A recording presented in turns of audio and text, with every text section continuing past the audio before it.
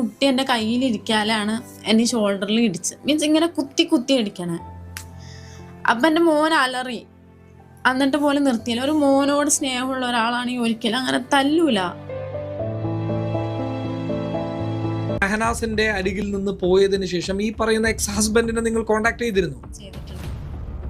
മെഹനാസിനെ കുറിച്ച് ഞാൻ പഠിച്ചപ്പോൾ, ഞാൻ അറിഞ്ഞപ്പോൾ മെഹനാസ് നല്ല പോലെ ലഹരി ഉപയോഗിക്കുന്ന ഒരാളാണ്.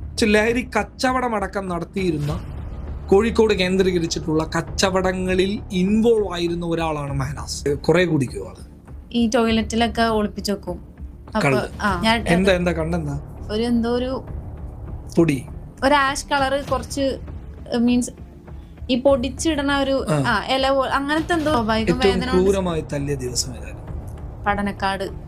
സോ നിങ്ങൾ നേരിട്ടതുപോലെയുള്ള ഒരു ക്രൂരമായ മർദ്ദനം അന്ന് രാത്രി റിഫ നേരിട്ടിട്ടുണ്ടാകുമെന്ന് നിങ്ങൾ കരുതുന്നുണ്ടോ? അല്ലെങ്കിൽ ഞങ്ങൾ പറഞ്ഞതിൽ, റിഫയുടെ കുടുംബം പറഞ്ഞതിൽ സത്യമുണ്ടെന്ന് ഇപ്പോൾ തോന്നുന്നുണ്ടോ?